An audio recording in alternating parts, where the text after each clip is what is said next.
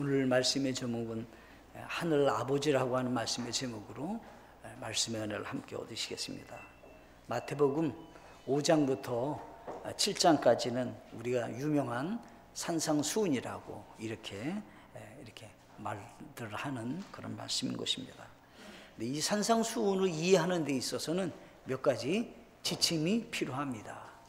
많은 경우에 사람들이 이 말씀을 잘못 이렇게 해석을 하거나 이해를 하게 되어서 잘못된 그런 생각을 갖게 되는 데가 참 많이 있는데, 크게 두 가지 지침이 있습니다. 첫째는 산상수훈의 말씀은 믿는 사람들을 위한 말씀이다 라고 하는 것입니다.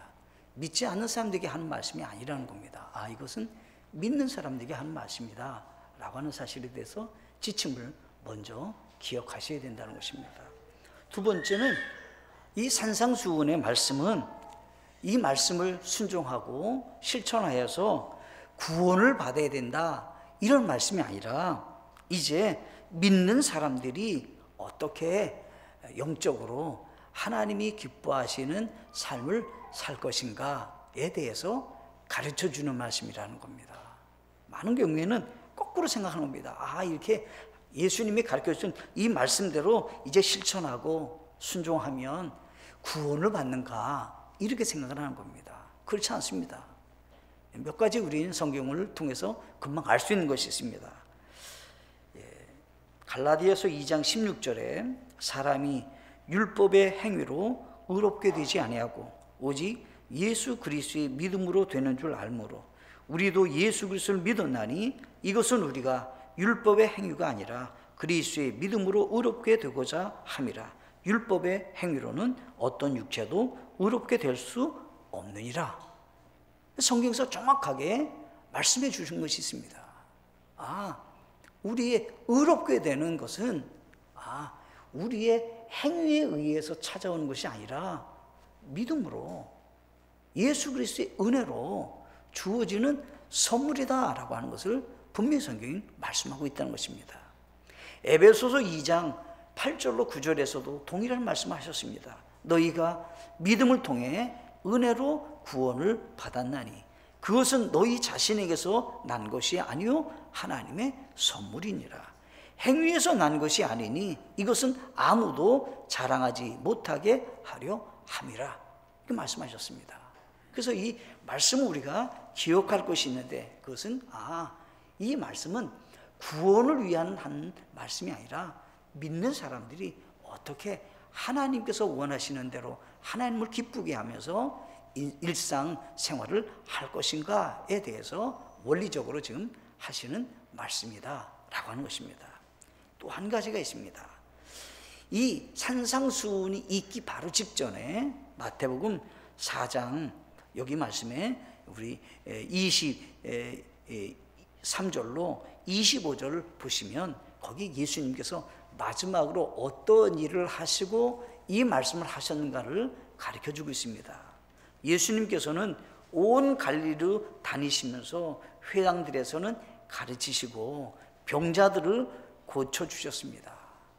그러니까 많은 사람들이 병을 고침을 받게 되니까 예수님의 일이 너무 신기하고 너무 놀라운 일들로 인해서 예수님의 뒤를 따라다니기 시작을 했던 것입니다. 이 사람들은 병을 고친 그 신기한 기적이 너무 놀라웠던 것입니다. 그때 예수님께서는 그것이 중요하지 않음에 대해서 한 면에서는 지금 예수님께서는 가르쳐 주시는 것이 산상수훈의 말씀이다라고 하는 것입니다. 예수님께서는 이적으로 예수님은 기적을 통해서 예수님이 행하신 그 놀라운 그 병고침의 은혜로 인해서 예수님을 따라가는 것이 그것이 주님이 원하시는 그런 삶의 모습이 아니다라고 하는 겁니다. 그래서 예수님께서는 지금 많은 사람들이 여기 25절에는 마태복음 4장 20절 갈릴리와 데가볼리와 예루살렘과 유대와 요르단 건너편에서 온 사람들의 큰 무리들이 어디요? 그분을 따르더라. 예수님을 따르는 것은 예수님이 행하신 기적을 보고자, 이적을 행하시는 그 모습을 보고자 수많은 사람들이 따라가고 있었다라고 하는 겁니다. 그때 예수님께서는 정확하게 그분들이 예수님에 대해서 알고 예수님의 가르침을 알게 하기 위해서 우리 주님께서는 지금 이 산상수훈을 말씀하고 계시고 계신다라고 하는 것입니다. 오늘은 우리와 하나님과의 관계에 대해서 생각해 보자 하는 것입니다. 하나님은 나에게 어떤 분이신가? 오늘날 많은 일들이 우리에게 주어질 때마다 우리가 안정적으로 가질 수 있는 그 공간과 그 둘레가 있는데 그 테두리가 뭐냐라고 할 때 나는 하나님의 자녀가 되었는가라고 하는 것입니다. 나는 하나님의 자녀가 된 것과 안 되는 것과는 엄청난 차이가 있는 것입니다. 하나님께서 나의 아버지가 되신 사람에게 주어지는 오늘 마태복음 6장에서는 크게 세 가지로 묶을 수가 있습니다. 오늘은 그 말씀을 생각해 보면서 은혜를 얻기를 원하는 것입니다. 첫째, 하늘 아버지와 주권을 점검해야 합니다 라고 하는 것입니다. 우리의 일상생활 속에서 하나님과의 바른 관계를 우리 주님께서는 점검할 것에 대해서 가르쳐 주시는 말씀인 것입니다. 1절부터 보면 1절부터 어떤 내용이 나오냐면 구제에 대해서 얘기하고 있습니다. 당시 율법을 지켰던 사람들이 가지고 있었던 생각은 뭐냐면 가난하고 어렵고 힘들게 사는 사람들에게 자신이 수고해서 얻은 것으로 나눠주는 것으로 인해서 기쁨을 얻고 그의 삶을 추구했습니다. 그래서 주는 것, 구제하는 것을 굉장히 좋아했습니다. 그때 우리 주님께서는 구제하는 사람들에게 몇 가지 지침을 얘기했습니다. 첫째, 구제할 때 나팔을 불지 말라. 자기의 구제를 막 이렇게 알려고 하지 말라는 겁니다.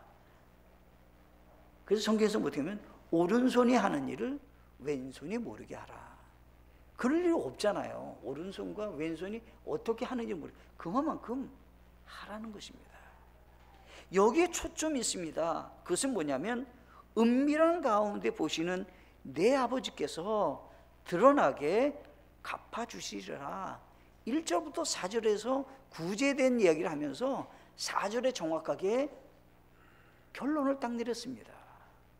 우리 하나님은 어떤 분이신가? 라고 할 때 은밀한 가운데서 보시는 하나님이시다라고 하는 것입니다. 우리가 다른 사람의 칭찬을 기대했습니까? 다른 사람의 눈을 의식했습니까?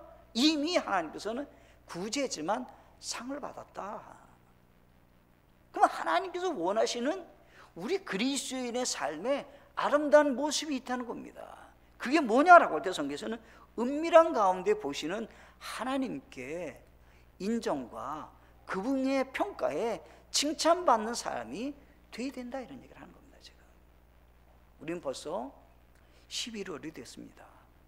한 해가 시작되고 이제 한 해가 저물어가는 그런 때에 우리를 왔는데 한 번 좀 돌아보시는 겁니다. 나는 하늘 아버지의 하나님 앞에 나의 삶은 어떤 동기와 어떤 시각으로 나는 생각을 갖고 일생을 살았는가, 한 해를 살았는가.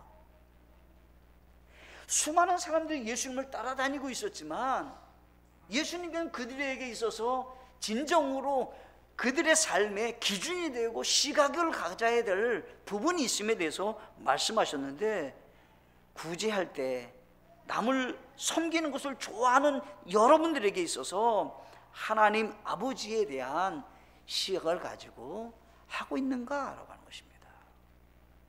그래서 우리 주님께서는 정확하게 말씀하셨습니다. 하나님께서는 그 모든 것을 보상해 주길 원하시는데, 이미 만약에 나팔을 불었거나 이미 다른 사람의 눈과 다른 사람의 칭찬을 받았다면, 기대하고 했다면 상은 아버지 하나님께 받을 수 없다라고 하는 것입니다.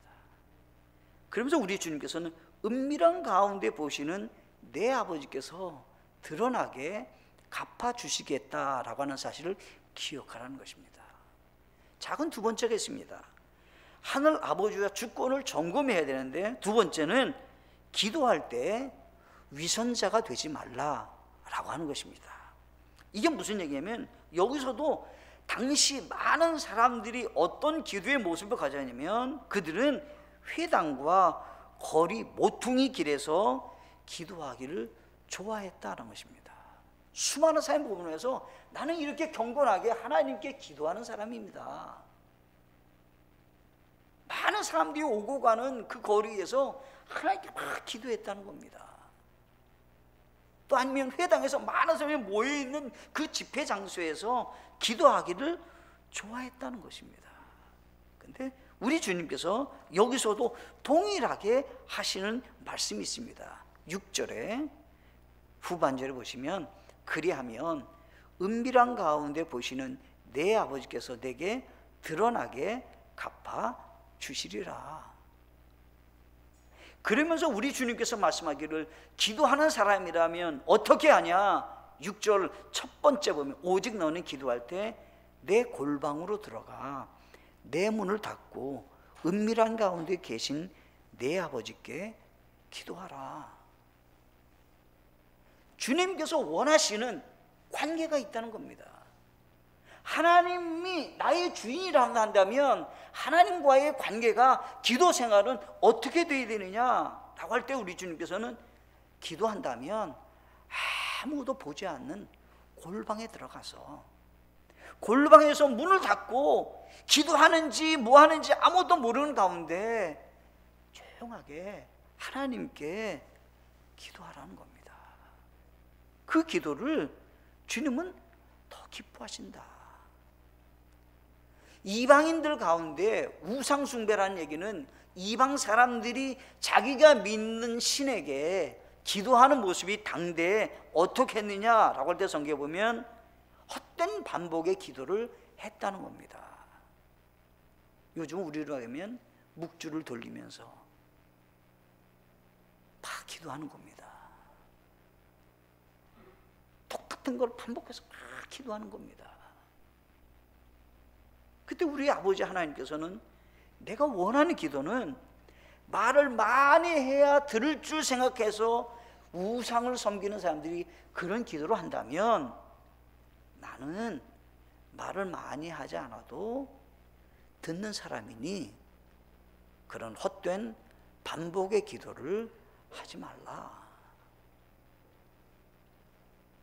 그러면서 우리 주님께서 뭐라고 말씀하고 계시냐면 이렇게 말씀하셨습니다. 아버지께서는 내게 은밀한 가운데서 내가 듣고 갚아주신다는 얘기는 응답하시는 분이시다라고 하는 겁니다.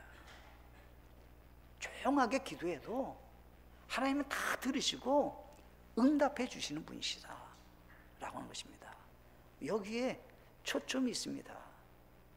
나의 기도는 하나님 앞에서 은밀한 중에 기도하는 믿음인가?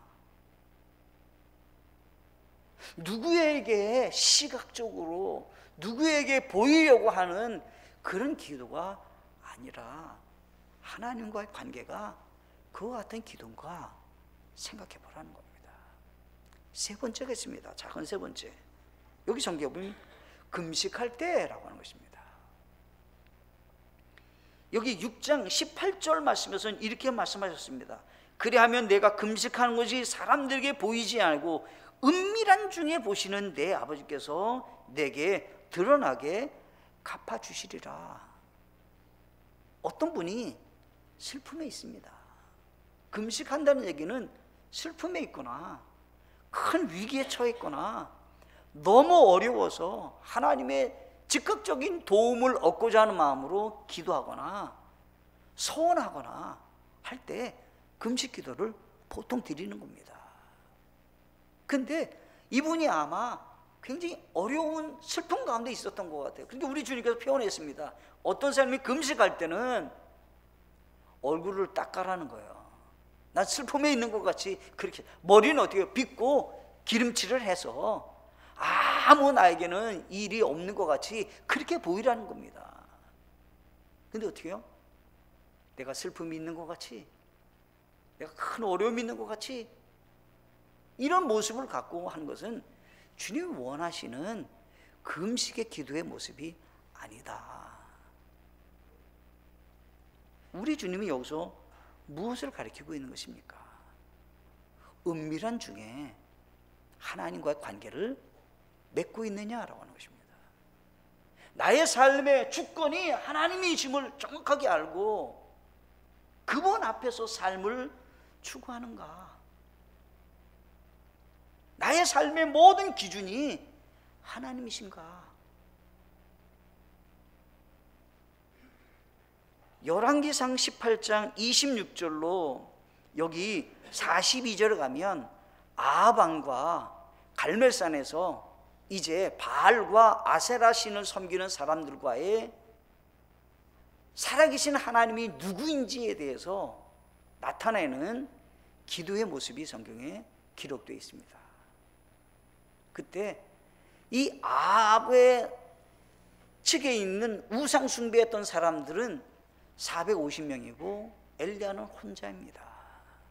근데 여기 성경 보니까 여기 18장 26절에 열왕기상 그들이 자기들에게 넘겨진 수소를 취하여 예비하고 아침부터 정오까지 바알의 이름을 불러 이르되 오 바알이여 우리의 말을 들으소서 하였으나 아무 소리도 없고 응답하는 자도 없으므로 그들이 그 만들어 놓은 제단 위에서 껑충껑충 뛰더라. 28절에서는 그들이 큰 소리로 부르고 자기들의 관례에 따라 몸에서 피가 철철 흐를 때까지 칼과 창으로 자기의 몸을 찢더라. 우상 숭배하는 사람들이 기도의 모습이 어땠냐라고 할 때 소리를 지르고 아무 반응이 없으니까 이제는 자기 몸을 이제 막 헤쳐서 피가 나오는 그런 일들이 일어났다는 겁니다. 주님이 원하시는 것은 그렇게 하지 않아도 하나님 역사하시는 응답하시는 분임을 얘기했는데 엘리야는 기도하는 겁니다. 18장 여기 성경에 보면 이렇게 36절 37절에 보시면 이렇게 되어 있습니다.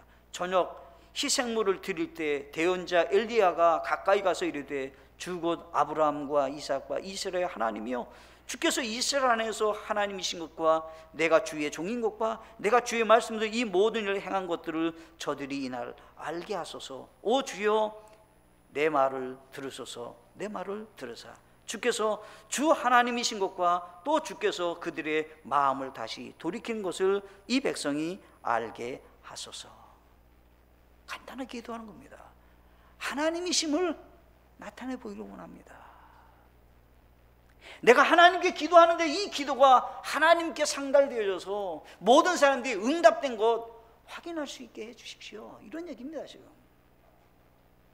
그리고 하나님 앞에 기도하는 엘리야의 기도의 그 아름다운 모습이 기록됐는데 42절에서는 이에 아합이 먹고 마시러 올라가니라. 엘리야가 갈멜산의 꼭대기로 올라가서 땅에 꿇어 엎드려 자기 얼굴을 무릎 사이에 넣고 얼마나 겸손하게 기도하는지 이 머리가 이 무릎 사이로 들어가 가지고 말이죠 간절히 하나님께 무릎 꿇고 기도하는 겁니다. 지금 우리 하나님이 원하시는 모습이 어떠냐라고 하는 겁니다. 수많은 사람들이 보는 앞에서 수많은 사람들이 하는 그거보다 더 중요한 것은 하나님께 기도할 줄 아는 사람, 하나님의 주권을 인정하고 그분의 주권 앞에서 겸손하게 일상을 사는 사람, 그 사람에 대해서 하나님은 어떻게 해요? 역사하시는 분이시다라고 하는 것입니다. 우리는 다시 한번 조금은 그냥 좀 옷을 우리는 막 치장을 했다면 순수하게 하나님께 가보는 겁니다. 가난한 마음으로 가보시는 겁니다. 하나님 아버지께 주권적으로 나는 점검을 좀 하셔서 한 해 동안에 조금 치장스럽고 또 이런저런 것들이 묻어있다면 닦기도 하시고 막 쓸모없는 것도 이렇게 걸치고 있다면 그것도 잘 정리를 하셔서 주님과 함께 영적으로 건강한 그리스도인으로 살아가는 우리 모두가 되시기를 간절히 바라겠습니다. 두 번째겠습니다. 하늘 아버지의 돌보심을 확신해야 합니다. 이 마태복음이 기록할 당시에 유대인들에게는 두 가지 어려움이 있었습니다. 하나는 로마 식민지에 놓여 있어서 이들의 삶이 매우 힘든 삶을 살았습니다. 그날 양식을 얻을 수가 없을 정도로 가난한 사람들이었습니다. 이 사람들이. 두 번째는 이 사람들에게는 소망이 있다면 성경에서 예언한 대로 메시아 구원자 예수님이 오셔서 자기네 나라를 좀 해방시켜 주길 원하는 그런 소망을 어떻게 보면 신랄과 같이 갖고 있었던 사람들이었습니다. 근데 예수님이 오셨어요. 근데 예수님이 구원자라고 믿지 않아요, 이 사람들이. 그래서 어떻게 해요? 예수님은 십자가에 못 박아서 죽어요. 그리고는 어떻게 해요? 자기네 나라를 로마의 식민에서 걷어주는, 해방시켜주는, 건져주시는 그분만을 생각하는 겁니다, 지금. 그때 예수님께서 그들에게 하시는 말씀입니다. 마태복음 6장 8절에 가시면 이렇게 되어 있습니다. 그러므로 너희는 그들과 같이 되지 말라. 너희가 너희 아버지께 구하기 전에 그분께서 너희에게 필요한 것들을 아시느니라. 중요한 것이 있어요. 너희들이 지금 살기가 어렵다. 로마 식민지에서 이 식민지에서의 정책과 이런 많은 그 굴레에서 벗어나기를 원하고 있느냐? 기억하라. 하나님 아버지는 너희의 모든 것을 알고서 네가 무엇이 필요한지를 아시는 분이시라는 거예요. 우리가 가져야 될 믿음의 기본이 있습니다. 뭐냐면 하나님은 나의 모든 처지와 나의 모든 앞길을 아시는 분이시다. 그것에 대한 확신이 있어야 하나님 아버지의 돌보심에 대해서 믿고 맡기고 그분과 함께 믿음으로 살아갈 수 있게 된다라고 하십니다. 그래서 우리 주님께서 하신 말씀입니다. 마태복음 6장 11절에 보면 이날 우리에게 우리의 일용할 빵을 주옵시고, 누구에게 양식을 구하라는 겁니까? 하나님 아버지께 구하라는 겁니다. 지금 많은 사람들 생각할 겁니다. 유대인들은 지금 식민지하에 있으니까 아이고 이 로마의 치하에 있으니 우리는 너무 살기 어렵게 됐는데 어떻게 살까? 어디 가서 내가 도움을 청해야 될까? 근데 우리 하나님은 정확히 얘기하는 겁니다. 너희의 매일의 양식은 누가 공급해 주시는가?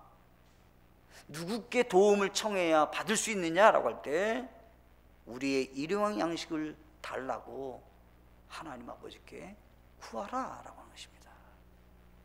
아멘이신가요?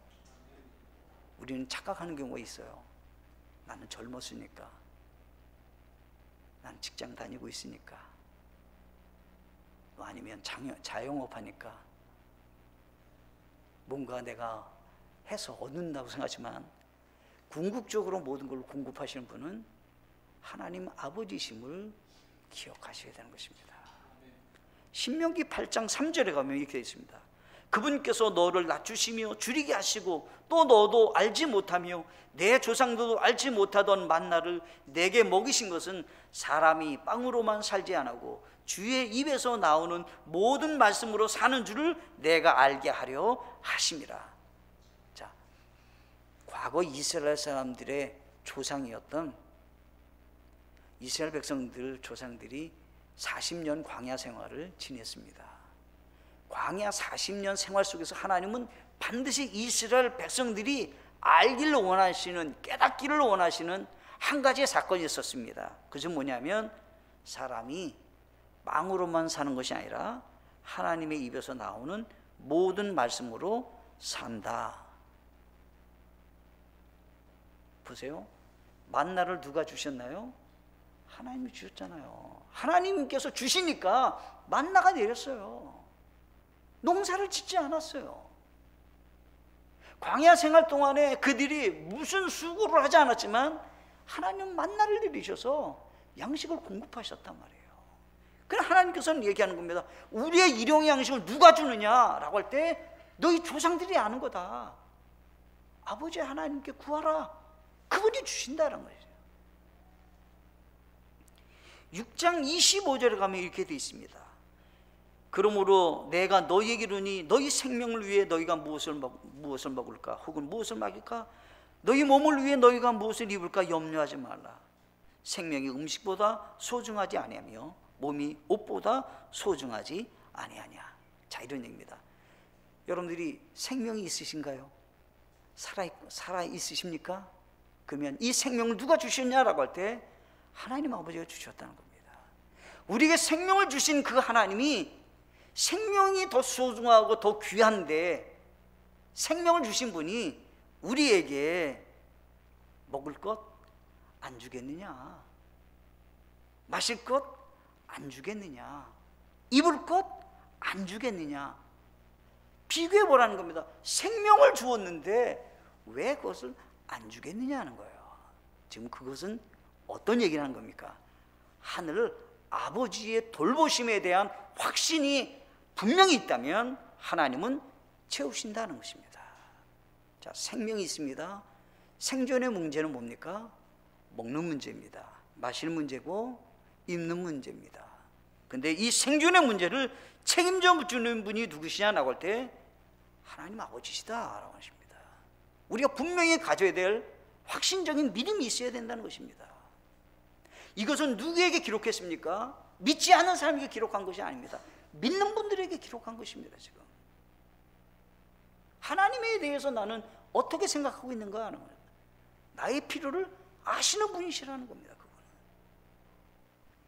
탕자가 성경에 보면 누가복음 15장에 보면 탕자 아들이 나옵니다. 탕자 아들이 아버지 것을 가지고 가서 다 이제 잃어버렸습니다.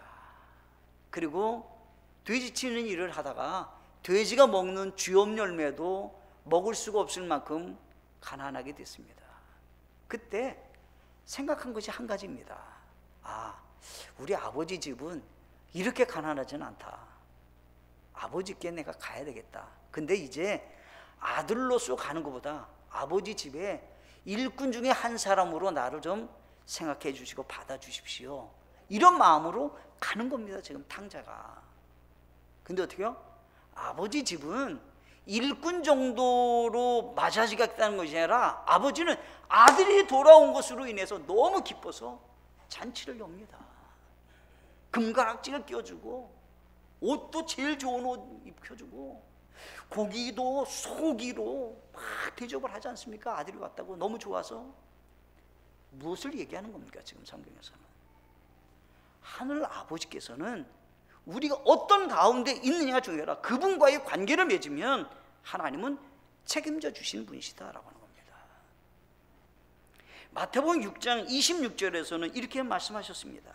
공중의 날짐승들을 보라. 그것들은 씨 뿌리지도 아니하고 거두지도 아니하며 곳간에 모아들이지도 않으되 너희 하늘 아버지께서 그것들을 먹이시나니 너희는 그것들보다 훨씬 더 낫지 아니하냐. 자, 실물교육 가르침을 우리 주님께서 지금 하고 계시는 겁니다. 여기 예수님께서 산상수훈이라는 얘기는 산에 올라가셔서 주님 이제 말씀하셨다 이런 얘기입니다. 근데 산상수훈 할 때 산에는 뭐가 있습니까? 새들이 있잖아요. 네. 지금 새들이 막 날아다니는 겁니다. 지금. 근데 예수님 저 공중에 새를 봐라. 근데 이 새가 자기 먹을 것을 창고를 갖고 있느냐? 근데 저 새가 살고 있지 않느냐? 저 새가 창고커녕 자기를 위해서 무슨 농사를 짓는 거 있느냐? 추수를 위해서 무슨 그걸 거둬들이는 수고를 하느냐? 그러나 그 새가 어떻게 사느냐라고 할 때 하나님께서는 내가 기르지 않느냐, 내가 돌보지 않느냐, 하물며 새보다 너희가 더 소중한데 너희를 내가 돌보지 않겠느냐. 무슨 약속입니까? 믿는 사람이라면, 하나님께서 나의 아버지가 되셨다면 분명 확신이 있어야 된다는 겁니다. 하나님은 이 새를 돌보던 것 같이 책임지고 하나님께서는 우리의 일생에 대해서 인도하시고 공급해 주시는, 베푸시는 분이시다라고 하는 겁니다. 갈릴리 바다는 새들이 이제 이 철새들이 이게 교류가 많이 있었다 그래요. 그러니까 북쪽으로 올라가는 새, 남쪽으로 내려가는 새, 뭐 이게 이 갈릴리 바다에서는 참 많이 있었다고 합니다.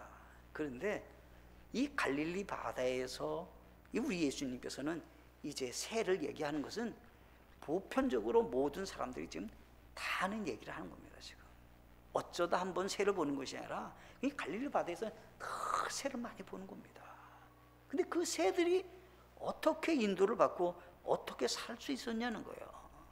하나님이 새에게도 생존력도 주시고 생태계도 허락해 주시고 모든 것들을 하나님이 공급해 주셔서 새가 살아갈 수 있게 하는 것 같이 하나님은 하나님의 형상대로 지음받게 하시고 예수 그리스도의 보혈의 피로 죄사함 받아 하나님의 자녀가 된 하나님의 사람들에 대해서 하나님은 분명하게 내가 돌보시고 베푸시는 은혜가 있다고 분명히 말씀하고 있다는 사실입니다.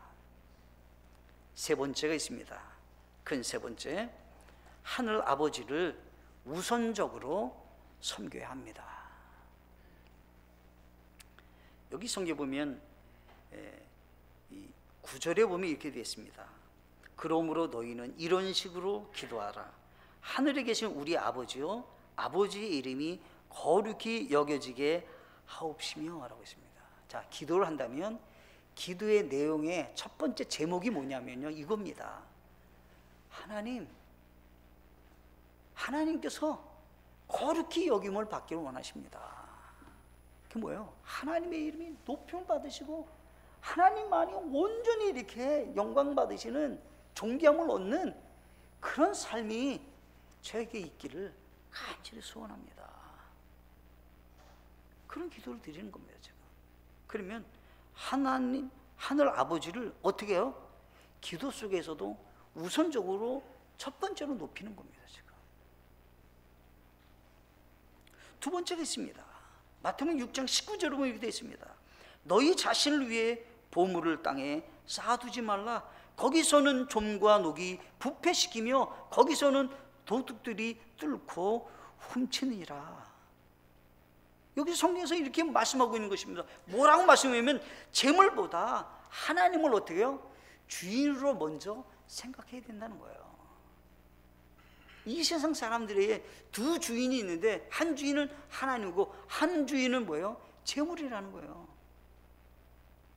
그 두 주인이 있는데 이 두 주인 중에서 나는 어떤 것이 우선순위로 먼저 돼야 되냐라고 할 때 하나님이 되셔야 된다는 거예요. 현대인들의 90% 이상의 시간을 활용하는데 90% 이상은 돈을 생각하고 산대요.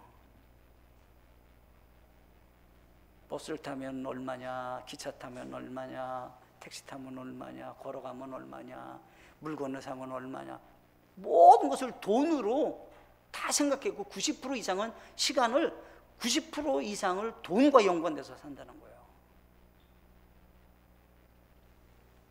그럴 때 우리 주님께서는 하실 말씀입니다. 내 삶에 하나님을 우선적으로 경배를 받고 섬김을 받기를 원한다면 재물보다 하나님이 나의 삶에 먼저 주인이 되는 삶을 살아가야 된다는 것입니다. 왜 그렇습니까? 네, 성경에서 말합니다. 그 재물을 주시는 분은 하나님이시라는 겁니다. 그 재물의 모든 것들을 공급해 주시는 분이 누구시냐라고 하는 겁니다. 하나님이 주신다라고 하는 것입니다. 그러면서 우리 주님께서 말씀하십니다. 두 주인이 있는데 그 주인 중에 날마다 하나님께로 내 마음의 생각이 재물에서 하나님께로 옮겨지는 삶을 살아야 되는 겁니다. 또 한 가지가 있습니다. 뭐냐면 선택에서 하나님을 첫째 자리에 두어야 한다라고 하는 것입니다. 우리의 어떤 것에 선택이 있습니까? 어떤 걸 결정할까요? 어떤 계획이 있으신가요? 그때 가장 첫 번째 자리는 하나님이 둬야 되는 겁니다. 우리의 모든 시간표는 어떻게 해요? 주일날 예배에 잡혀 있는 겁니다. 아멘이신가요? 그게 우선순위가 되는 겁니다. 우리 모든 시간표에는 다른 것들은 다 주일날 뭐 되면 어떻게 해요? 다 다른 날로 다 옮기는 겁니다. 그때 우리는 온전히 주일날을 온전히 하나님께 예배드리기 위해서 우선순위를 그렇게 두는 겁니다. 시간표에. 내 건강도 어때요? 거기에 초점을 맞추는 겁니다. 토요일날 늦게까지 피곤하게 만들어서 주일날 예배 못 드리면 안 되는 겁니다. 그것도 관리를 하는 겁니다. 그래서 성경에서는 이렇게 말씀하고 있는 것입니다. 우리의 시간표의 첫째 자리가 주님께로, 내 삶의 모든 결정에 생각할 첫 번째 고려 대상은 하나님, 영광. 내 삶의 가장 중요한 부분에 있어서 하나님께서 기뻐하시는 것인가? 라고 하는 생각을 하셔야 된다라고 하는 것입니다. 벌써 11월 둘째 주가 됐고 다음 주에는 추수감사주일입니다. 감사주일을 생각하시면서 우리 한번 돌아보시기 바랍니다. 나는 하나님의 그 관계의 주권에서 점검을 하고 어떤 모습인가? 나는 하나님의 돌보심을 정말 믿고 살고 있었는가? 나의 첫 번째 자리가 하나님을 섬기는 그런 시간표를 갖고 있는가? 생각해 보시면서 승리하는 하나님의 분들 되시기를 바라겠습니다. 함께 기도하시겠습니다.